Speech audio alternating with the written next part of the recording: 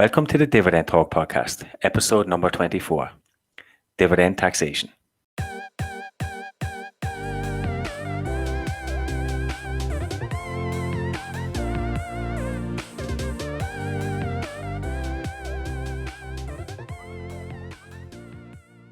Hey guys, welcome back to another episode of Dividend Talk. I'm your co-host, Engineer My Freedom, and today I'm joined with European DGI. This is a podcast where we discuss our passion for dividend growth investing with our own unique European flavour. If you're new to this channel, please hit the like button and subscribe to us, and check out our previous episodes on YouTube and Spotify. See you on the inside.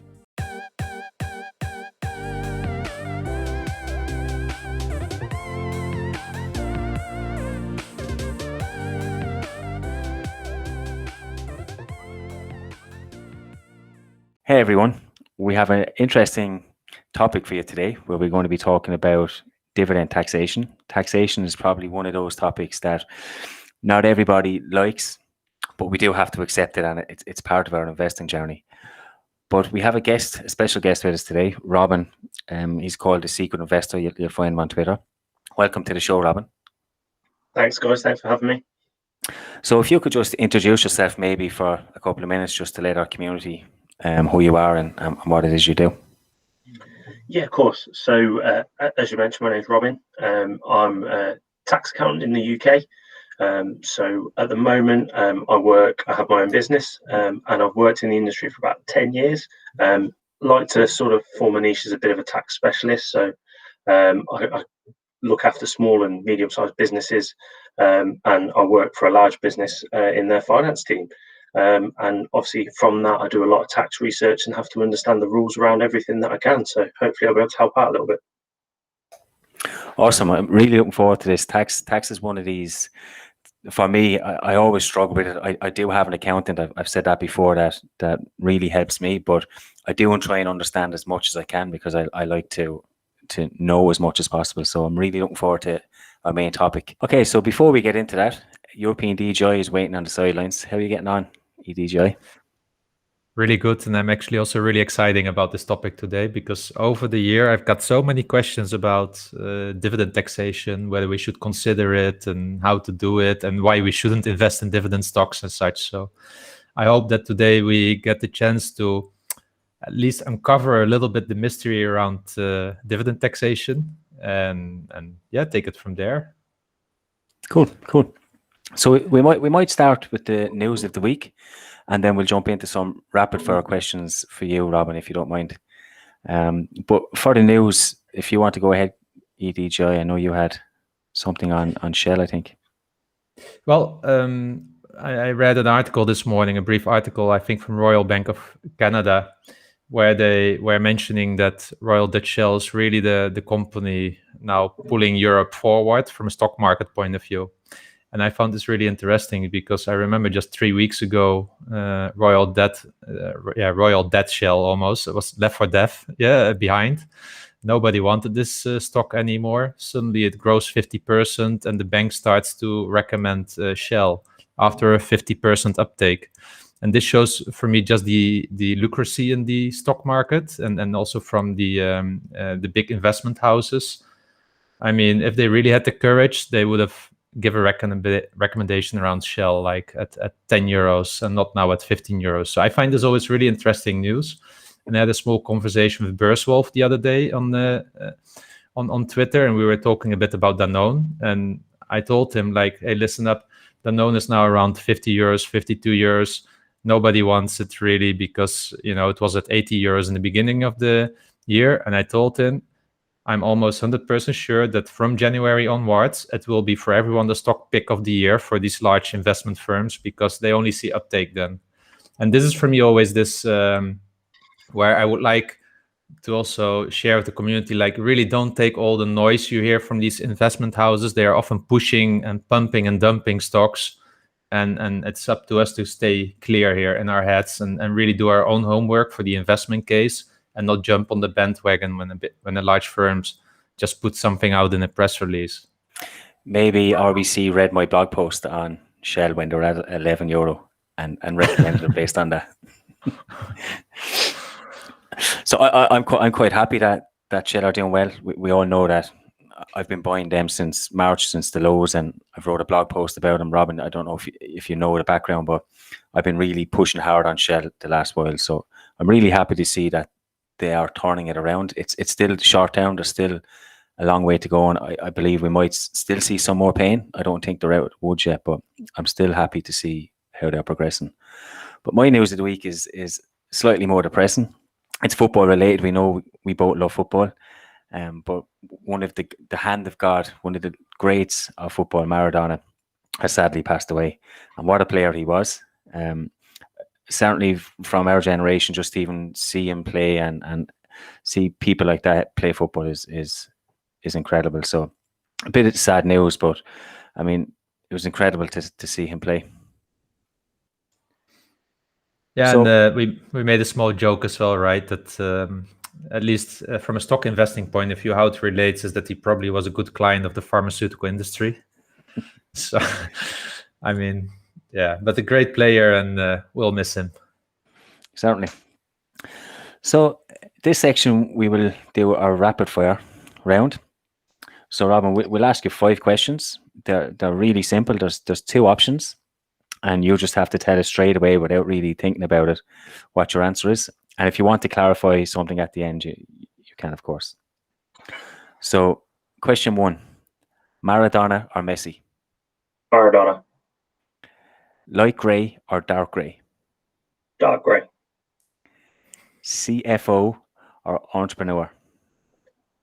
Entrepreneur. Index funds or individual stocks? Individual stocks. Brussels or Washington? Brussels. Very good. Is there anything you want to expand on? No, not really. I think they speak for themselves. I'm interested in the light grey or dark grey question. Apparently, and I only found this out just before we went on air, but apparently it's a joke about accountants. So they only know 2 colors, or they only wear 2 colors, light grey or dark grey. When I first got into the profession, the first thing one of my clients said to me when I went to visit them was he expected me to turn up in a pinstripe suit, bowler hat, and an umbrella. And did you? No, no, definitely not. Okay, brilliant. So we might just dive straight into the main topic. It's about taxation, and we know that, I mean, you are in this field, but we must stress that this is not financial advice. Anything that we say, or indeed you say, you still should speak to a professional in your own area. We'll answer as much as we can. We have a few questions here, and hopefully we'll provide some clarity on it. But again, if you seek further advice, make sure you go and see a professional in your own area. But we'll just get going on it. So the first question we really have is about double taxation treaties. I find them quite tricky to understand and read. So how do you normally read them, and do they use the same text in these treaties, and why is that? So yeah, they do use the same text, and the reason being they're all governed by international law, so they try and use common language to ensure adherence. But as you all know, if you read any legal document, they are notoriously difficult to read. So double taxation treaties do follow that sort of path. I'd always say, if you're unsure, to seek some advice in the local region of where that double taxation treaty relates to. Even if it's just going to in your own region, speaking to a local accountant and seeing if they've got any knowledge of it and getting them to read over it. They shouldn't charge you for that sort of thing. It should be sort of pro bono work.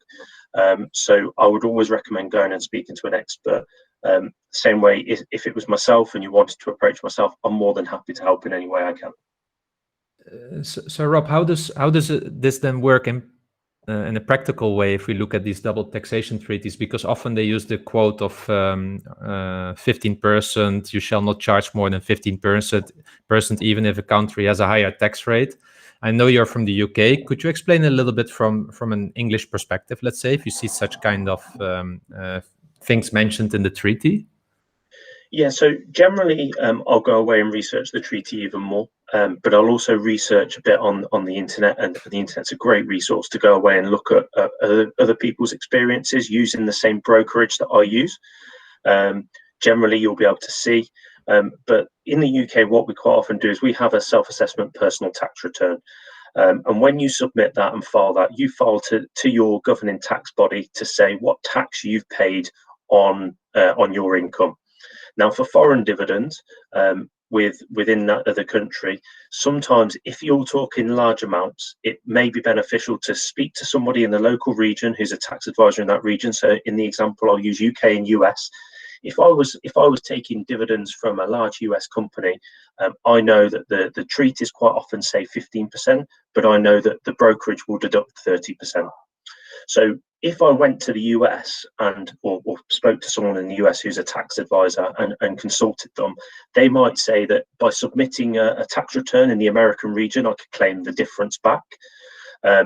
There's also, on some brokerage firms, they offer forms. So I know that I complete a form on my brokerage to say what my tax situation is in the country that I'm purchasing the shares in.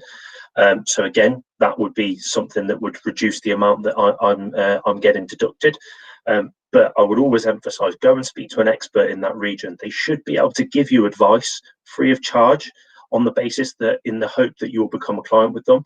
And then in the US example, I'd file a tax return in the US and I'd be claiming back the difference between the 30% that was deducted and the 15% that should have been deducted on that tax return. Okay, so if I would take that analogy, I live in a 19% in a country that charges 19% dividend tax, but the tax treaties often say 15%. So let's say I would deal with Switzerland, where the dividend tax is 35%. Then I have the opportunity to claim 35% minus 15%, 20% back from the Swiss government, as I understood it. But then I would need to file that in Switzerland, I guess. That's kind of the... Yeah. It's about seeking. You've got to have the two tax advisors in place, the one in the US, or sorry, the one in Switzerland and the one in the country where the stocks come from, who would both be able to advise you as best. But yes, in theory, you'd be able to claim back the difference, because what you're saying is, I've been charged this in that country, but I actually live in this country. It's foreign income, but it's being taxed already there. I shouldn't be taxed here as well. Yeah. And then because of, I would, let's say, just hypothetically, I would get this 20% back. That reduces it, let's say, to 15%, but I still live in a 19% country. So then I would, in my own filing here, and this is what I actually do, by the way, I would need to still pay the additional 4% in the tax year. Correct. Your tax return is there to make sure you've paid the right amount of tax. So if you're claiming back the difference, what they'd say is you're claiming back 20%, but you'd owe us 4%. And in the UK mechanism, the way that would work is when you file that return, they work it all out for you there and then. They say you've paid X amount, but you owe us this amount. So your total liability at the end of it would be X amount of pounds or whatever it may be in the currency. Yeah, and that's really interesting. So my situation now here to share with you is like I've got shares in German companies, French companies, Swiss companies, Dutch companies, English companies, and let's say that in every country I might get an approximate amount of dividends of, let's say, up to 300-400. So for me now I could go to every country and probably get 30 to 40 euros back in the end of the year. But I'm not doing it yet at the moment because for me it's not worth the effort at the moment. The fees you pay would be in excess of that in the end, ultimately. Yeah, and then that's what I will do is next year I will try to do it myself. I saw that in Germany the forms are available and such, and you can log them in. And I will just try it without an advisor, like that, just to feel how painful the process is and to gain experience. To understand also, like, if I want to scale up my investments, how tricky is this going to be? Yeah, and that's a very good tactic, because ultimately you're not going to lose anything by trying, but you could potentially gain. The other thing is, by speaking to an advisor in that local area, you may be able to go back a number of years. So in the UK, for example, you can go back up to 6 years. So if you're going back, you might have some extra that you can claim back from past. As long as you've got records to demonstrate it, you should be okay. Yeah. And then what kind of records are they typically looking for? Is it transactions? And is it just, do I need to have from my broker something like with a stamp on it, or is it literally I can just take a transaction? Just be a statement. Yeah. Okay. A historic statement will be absolutely fine from your brokerage. It will show that, it'll show the transactions that have gone into your account, and it is absolutely fine. It doesn't need to be stamped or authorized. It will show it on the brokerage. It'll show all the brokerage details on that statement, so you'll be fine from that perspective. Okay, cool. And are you aware of, for instance, any legislation being worked on in the European Union, for instance, where they're trying to harmonize it or ease it up for retail investors? I'm not aware of any, no. It doesn't mean that they're not, but obviously we're governed by certain EU laws, and I assume they just say it rolls up into that, even though you and I know it doesn't. Tax is a very forgotten thing, and it's never black and white. It's always grey. Ultimately, as an investor, you should not have to go out and claim your tax back. You should be taxed correctly in the first place, but unfortunately, that's the way it works. Good one. Thank you. And this is maybe also a nice bridge, because you can hear already from myself that I'm kind of figuring it all out a little bit on myself. And there's, unfortunately, in the language that I live, I find it hard in Poland to read everything. So it's really hard for me. But what are in general the do's and don'ts for retail investors when it comes to dividend investing from your perspective? Research, I mean, with any investing, research is key, but research into the local laws of where you're going. Don't just assume if you see a company with a 5% yield, you're going to get that 5%. You need to research what the tax laws around that are to ensure that you understand what you're going to get physically into your pocket, because that could go from 5% to 3% quite easily, and then it might not be such an inviting investment for you.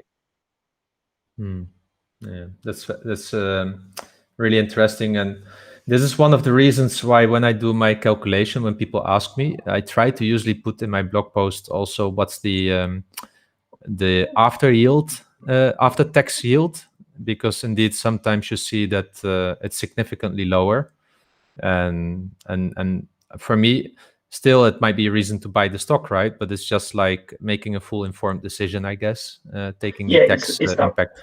It's that rounded decision. So when you talked about Shell earlier, you may be making that decision based on the fact that Shell is at a reduced price. And in future, you expect that investment to grow organically through the growth of the company.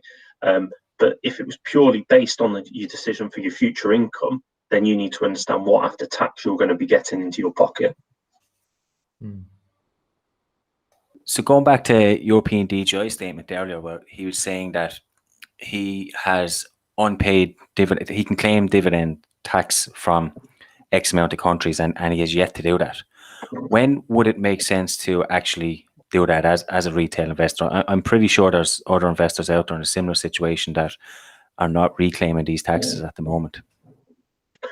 So again, I talk from the UK perspective. In the UK, we work on tax years. So we have a tax year from the 6th of April to the 5th of April the following year each year, and a tax return is done after the 5th of April. So for next year, it'll be after the 5th of April 2021, and it goes back through that whole tax year. So effectively, the period you would be reporting for from a tax purpose would be that 6th of April to the 5th of April during the year. So it makes sense any time after April to go back. I mean, you'd have to research the individual country and understand what their tax filing requirements are. Some work on calendar years, some will have their own individual tax years, but it makes sense to do it based on a tax year. So when we talked about a brokerage statement earlier, you'd be able to tailor that statement for the dates that you would need it for, to understand the transactions that you're going to be claiming back tax for during that time. That would be the best way to do it. And again, go back and seek advice of someone, of a tax consultant or a tax advisor in that country, just to understand what their opinion would be on the individual country basis as well. And if you're looking for a tax specialist in that country, what's the best way to find someone that could be reputable or that you could trust? Because it's quite hard when you're going into countries that you won't be familiar with, say France, and trying to find someone that you could trust to give you the right information. So there's certain rules that I'd follow. Same as if you were going in, just imagine you're looking for anything within your own jurisdiction. You would maybe look on Google, you maybe follow some reviews. They should never charge you up front. They should always be open and upfront if they're planning on charging you for anything. And ultimately, like I've just said, they should be giving you advice for free. And if you're getting advice for free, you can go away, research what they've told you, and make sure that what you're finding out matches what they say. And ultimately, that will show that their advice is not only credible, but they provide a good service. And as with anything, it's sort of, you get a feel of how you feel about the person. Some people you will just get along with, other people you might not gel with, and it might not work. In which case, when it comes to personal tax affairs, and it's going to be an invasive process, knowing about all your income and things like that, I would suggest making sure you feel totally comfortable with that person. It's good advice. So then, in terms of dividends that are paid out in shares by dilution, is that a taxable event for retail investors? So in terms of getting, shares are treated as an asset. So there's a different taxation for that asset. So within the UK, we have what's called capital gains tax. So the capital gains tax, you get 12.3 or £12,300 tax free. So if you bought an asset, and in this case, as we'll talk as if the asset was purchased for zero because it was gifted. If you sold that asset for over £12,300, you would have to pay tax on it. That's called capital gains tax. It's the same as if you buy and sell a house and make a profit on it, or any asset at all. So from that perspective, your tax changes which type of tax you're talking about. And again, that would come on a personal tax return. And it would be when you sell the asset, not the gift of the asset. So officially, if you were just gifted shares, you wouldn't be liable for tax at that point. You'd only be liable for tax when you sell it and you make a profit off it. I'm actually jealous of your 12.3k tax free in the UK. If you divide that by 10, that's what you get in Ireland. I think it's 1,250. It won't last long after this. I think that allowance will be the first thing to go. Make use of it while you can. Yeah, exactly. Where I live, I think there's nothing. And it's really interesting that you say it. So when because this is what Shell was doing in 2016 or 2016 after the oil crisis hit. They only started to pay out, indeed, dividends in shares via diluting.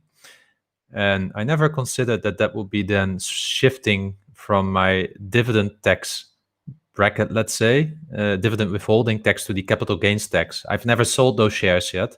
It's really interesting. So it's not like what was written on the website there that you don't pay tax over it. It's true, but not entirely true, because you pay tax for it if you want to sell it and turn Correct. it into income. Yeah, it's as if they've gifted you an asset for nothing. You're not making a gain off it, but once you sell it, you make that gain. So technically, they'd be tax liable at that point.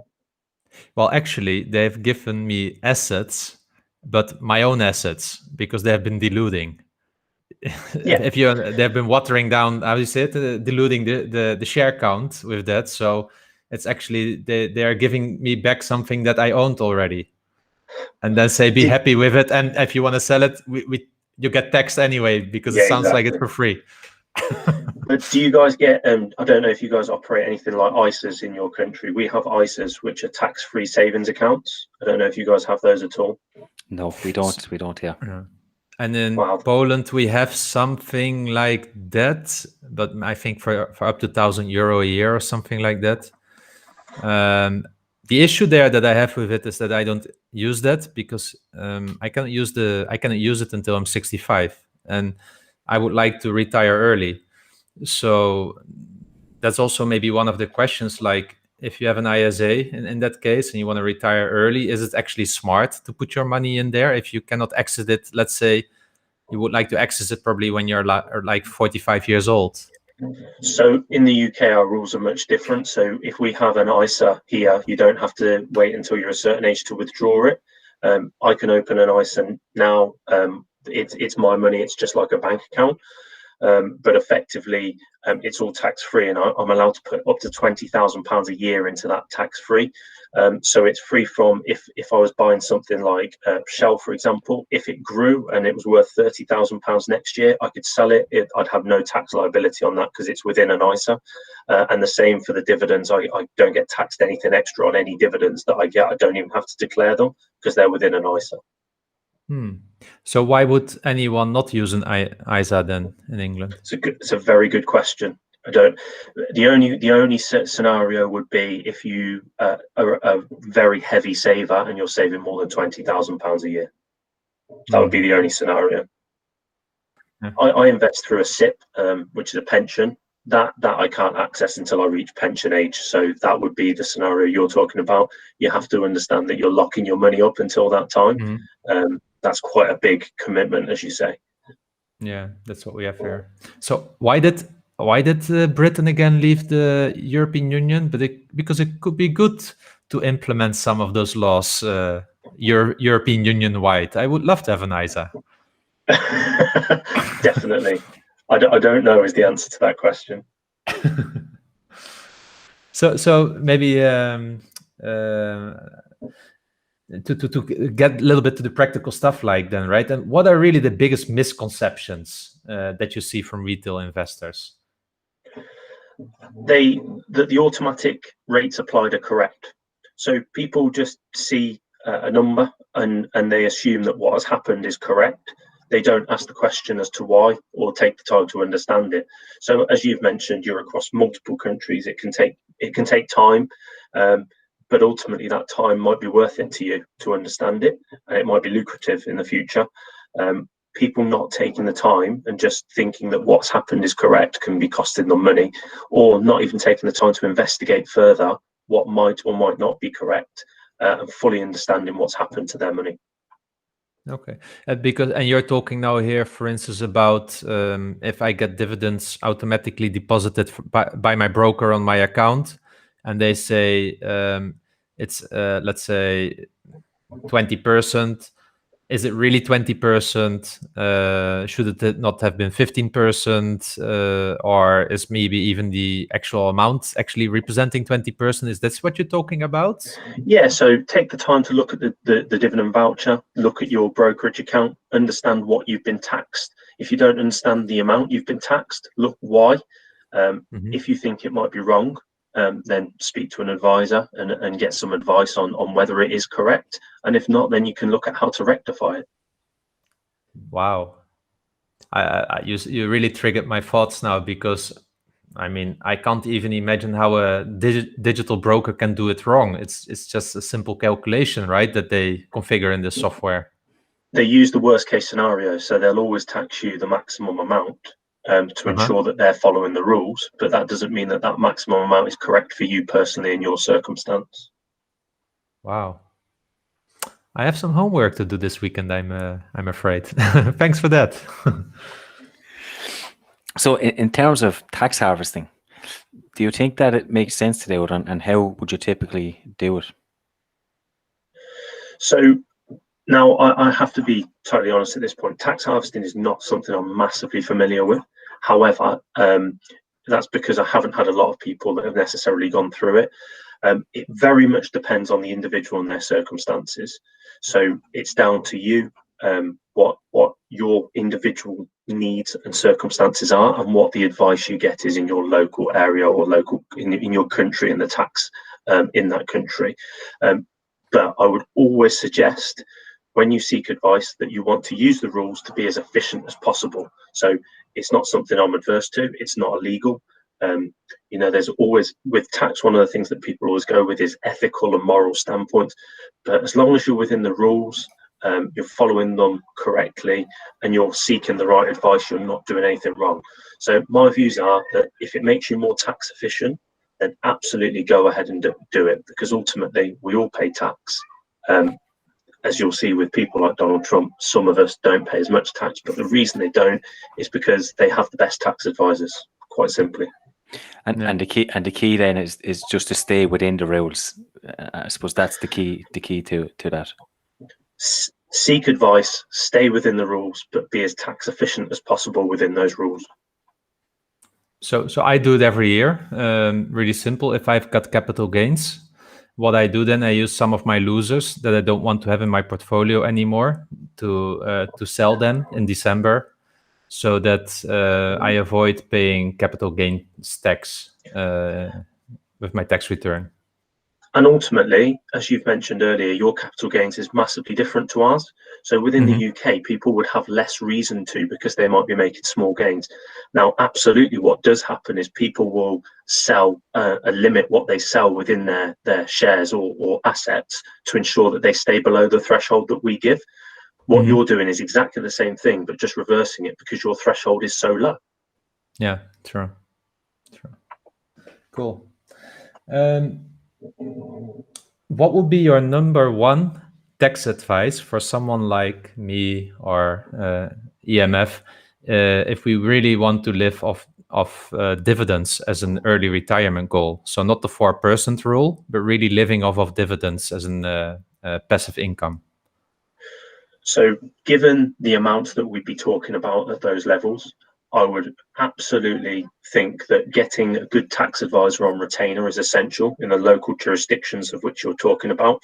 I wouldn't expect it to be expensive. As I've said earlier, the initial advice should always be free.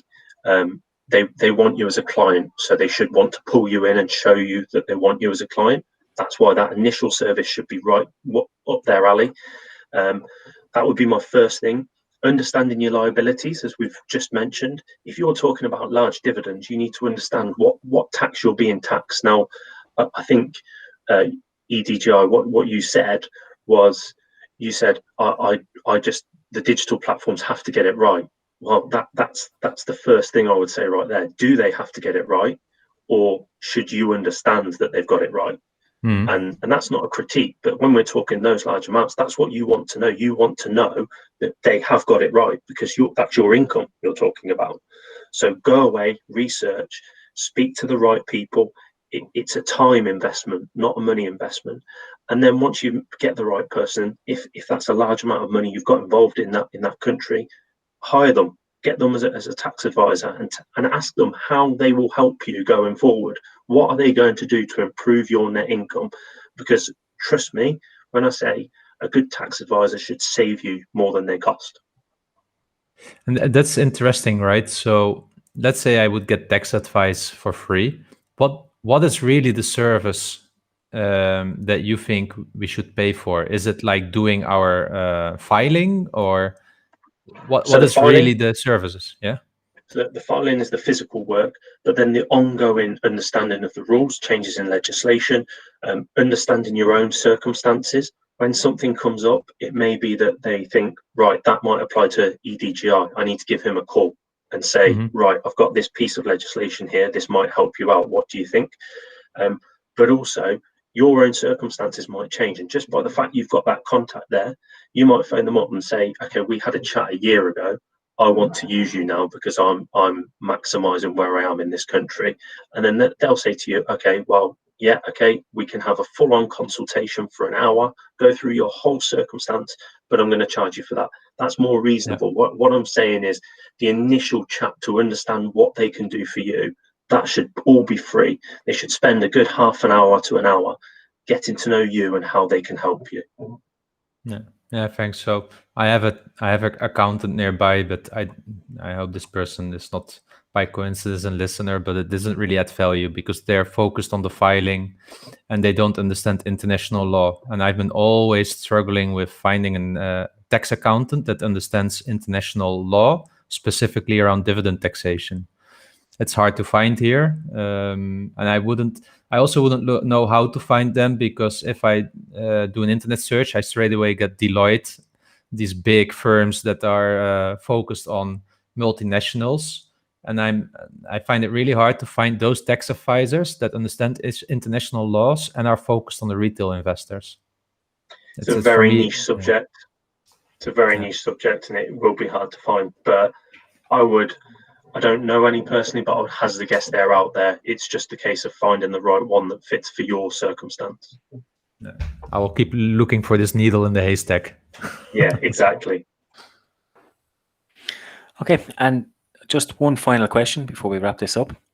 And it's, do you think that taxation is worth considering, or would it influence you when making an investment decision? Absolutely. So when I look at something as an accountant and working in finance, I look at what the take home is. So if you tell me what my salary is, for example, I'm not interested necessarily in the salary. I'm interested in what I will take home at the end of that. And I think everyone else would be exactly the same.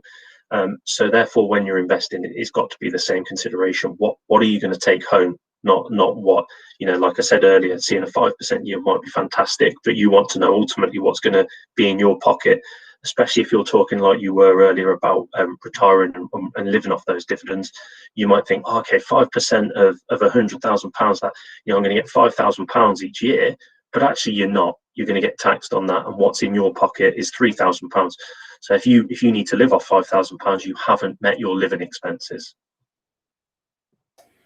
Yeah, no, I would agree with that. Tax, for me, it doesn't influence the investment decision, but it is a consideration. It is a major consideration. So no, I think that's good advice.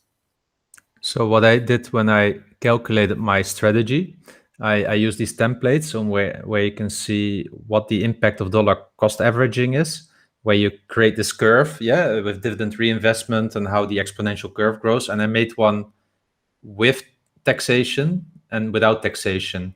And I think the difference for me with a 19% tax bracket, assuming that, is around almost a year longer investing to just make up for the impact of the tax on the exponential growth curve. So it's kind of a year. So this means in the end it's like 10% in duration, a little bit less even. Let's say it's 5 to 6% in duration when it comes to my retirement forecasted date. But that's a key metric that otherwise you would have missed, and actually could have missed your goals. Yeah, true. Exactly. I find it quite important. But I don't make investment decisions. So I always get this question like, some countries like a 35% tax. And I know that some people are blinded by the tax rate. So they say like, I don't invest in Switzerland or France because Switzerland is 35%, France is 30%, actually for foreigners 12.8, but you need to claim it back. I'm not blindsided by that. I look at the investment case like we discussed earlier. So the tax adjusted yield, and that is more important for me. Because there's for instance, some really good pharmaceutical companies in Switzerland that are really good for a portfolio. They provide stability, safety, and after tax, they might still yield like up to 3% or something like that. So for me, that is still, when it comes to my investment strategy, that's still a good yield. If you look at it from a yield point of view, with enough growth behind it. And what I also see is that often those countries in high tax, let's say stocks in high tax countries, they usually have it already kind of priced in their share price. That's what I noticed, because also institutional investors have this issue with tax. Definitely. Okay, that was awesome. There was some really great advice there. Thanks a million for that. Really appreciate you coming on to give your advice and answer some of our questions. But no worries. Thanks for having me. We're just going to move on to our listener questions here. We have quite a few, and some of them are around taxation again. We may or may not be able to answer them, but we'll do our best. So the first question came in from Centrino, and he asked, how come in Belgium, US dividends are deducted 15% tax if you have a W8 form, and on top of that, the Belgian taxes are 30% to be paid? Is this not double taxation, and why does Belgium refuse to recognise this evidence? So for me, that's a tough one to answer without looking at if there is a double taxation treaty in effect, and looking at that treaty specifically to see what the ins and outs of it are. I know that the US specifically look at that dividend taxation to ensure the funds leaving their shores. So, without looking at a Belgium-US double taxation treaty and understanding if that's in place, I can only speak about what happens in the UK. In the UK, it is very similar, and you will. But again, the reason they have that withholding tax, the dividend withholding tax, is because the money is leaving US shores. You would get 30% if you didn't fill out that WA form, as you mentioned. It doesn't mean that it's not classed as personal income to you in your own jurisdiction, which means that you would be taxed on it. So I get the question. It can seem unfair, but if you bear in mind it's two different jurisdictions taxing you two different taxes in effect. Yeah, Ireland works in a pretty similar way to the UK in this sense. We're charged 30%, but if we fill out that WA form, it's only 15% at source. So I'm not in a position to comment on Belgium. I honestly, I'm glad you answered that, because I wouldn't even know where to begin. But Belgium is a bit of a weird country, right? And Centrino and Phil know this, right? They speak French there, Dutch, German, but nobody speaks Belgium because they don't have this language. So I can imagine that everyone is confused there, and probably the tax law reflects this. I think it took them. I think they have this is one of the countries in Europe where it took longest to form a cabinet, like literally a year or more. I don't know exactly, but. Yeah, so I'm never surprised with special circumstances in Belgium. It's always Belgium. So I'm expecting you, EDJ, to get a flood of emails from Belgian citizens now tomorrow. Of course. Okay, so we move on to IO charts, and he had two questions, so I'll ask the first one. And the first one is, which industries have lower/no tax requirements for their dividends? I'm not quite sure. In Ireland, I don't think it's industry based. It's just based on dividends as a whole. If I'm getting dividends from a company, it doesn't matter what industry they're in, I'm charged the same amount. I'm not sure what your guys' take on that is. I don't think there's any difference between industry. It's not differentiated between industry as far as I'm aware. It's differentiated between tax jurisdiction. Mm-hmm. Okay, and then the second question is, how much are the taxes about which exchange the stock is traded on, or is it purely about where the company is registered? And I think that's to your point, Robin. It is based on jurisdiction, pretty much. Okay, so then Phil asked the question, and Phil is one of our Belgian listeners that EDJ was referencing a moment ago. But he asked, from a European perspective, any signs of unified, simplified European taxation on dividend? I think you answered that earlier. I was going to say, we touched on that earlier. It's not something I'm aware of. It would be lovely if it did, but I very much doubt they would do that for the pure fact that you and I know that would be nice and simple, but that's not the way tax works, unfortunately. It probably cost them more money to do that, which is why they never do it. Exactly. And then the last question comes from Claudio, and this is from me, I'd imagine. I would be very curious about the taxes in Ireland on dividend income and also realised capital gains. So it's pretty simple in Ireland. We are taxed within two tax brackets, and your dividend income is taxed based on which tax bracket you're in. So if you're in the lower level, it's 20%. If you're in the higher level, it's 40%. Capital gains is taxed at 33%. Like we mentioned earlier, there is tax-free of €1,250, and then anything after that is taxed at 33%. So it's not the most tax efficient way to invest in Ireland. Pensions are probably the most tax efficient way, but if you want to retire early, you have to make peace with paying tax somewhere along the line. Okay, that's all the questions for today. Thanks a million, guys, as always. Really interesting questions. I'm glad Robin was here to answer some of them, because I don't think I would have been able to answer most of them. So we'll move on to our stock picks, and I get to sit back and relax for this one. It's EDJ's stock pick. But Robin, do you want to have a go of who you would like to suggest maybe as a stock? So I will confess that this isn't a dividend stock pick. This is more of a growth stock pick. But from my perspective, I've come across Fiverr as a company. They're an Israeli online marketplace that offers freelance services. It's basically a platform for freelancers to offer services to customers worldwide. In the current environment, with everything that's been going on, people opening their own businesses, Fiverr empowers that. So I think it's something that could grow quite big in the coming years. Is it something that you're using yourself as well?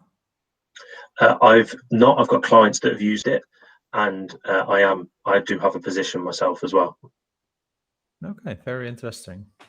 Yeah, I'm quite familiar with Fiverr. I've used them a number of times, and it's quite good. When I remember using them maybe 4 or 5 years ago, and the prices were €5 at the time, which is where the name Fiverr came out of, and you can get logos done or animations done. Now they offer premium services, so yes, they still have the lower cost base, so you pay Fiverr, but if you want the premium level, you can pay anything up, any amount to get these. So it's quite a good service. It's been interesting to watch it grow. I don't have a position in it myself, but as an investment case, I can certainly see why it's attractive. And on to you, EDGI. Yeah, so it's my stock selection of the week, let's say. It's not a stock that I recommend buying at the moment. I don't think the valuation at the moment is the one that I feel comfortable with, but I would like... It's one really on my list that I would love to have in my portfolio, and the name is Wolters Kluwer. So Wolters Kluwer is based in the Netherlands. You will be able to get it natively, let's say, on the Amsterdam Stock Exchange. And it's a global provider of, I would say, professional information. And maybe, Rob, you know it as well, because they also provide a lot of databases where typically lawyers or accountants go into. These are really expensive licenses that you pay. So we're talking about thousands and thousands of euros to get access to such a database. And this was always a boring company, hardly growing. I remember on a Blue Monday that I even worked for a supplier for this company. I was literally just putting their information into XML format so that they could use it in a database and then could publish it to CDs or to websites and such. And I could have never seen the upcoming, I would say, big data evolution here. But now on the last, I think since 2015, it really took off, this stock, because suddenly, because of data science and big data, this company became really interesting because they've been collecting data effectively over probably almost a century. So they have a wealth of information. These are professional databases. And now, there's so many companies that want to hook up their services to their APIs and such to really do lots of analysis around data science. Yeah, so this company suddenly out of nowhere became really popular, and this is so interesting here about this company. It really started a growth curve. So from a boring company, it certainly became a growth company. And you can see this, for instance, in the earnings per share. Back in 2015, it was still at €1.42. But before that, it was all the time around, let's say, €1.15, not so much growth. But then it went really quickly up from 132 to 166 to 21 to 35, and now we're at 275, in a few years. So it really doubled in their earnings power. And this is what I like so much about this company. Unfortunately, the valuation went with it because their price to earnings has really been growing rapidly. And now you get it for a forward PE of 23 at the moment. But the dividend growth has also been really good. So if you think about how the dividend growth was between 2010 and 2015, it was like 1.5% per year. But now, due to this earnings growth, they've been growing the dividends quite rapidly. And actually, the last year, it was almost 20%. And their payout ratio is kind of staying the same all the time, around 40-50%. So for me, this is actually a really good company that I would love to have in my portfolio. I'm just waiting for a dip here. I would probably like to have it for around, to dip my toes in the water, around €60. It's currently around €70. So around €60, I might initiate a position. It's now yielding 1.8%. So it's also, for me, not attractive enough. But this is a company which I think has a lot of potential still in the upcoming years, knowing that data science, machine learning is just at the beginning still. Nice. Thanks a million for that. So that's it for this week's show. Thanks a million again, Robin. It was great to have you on.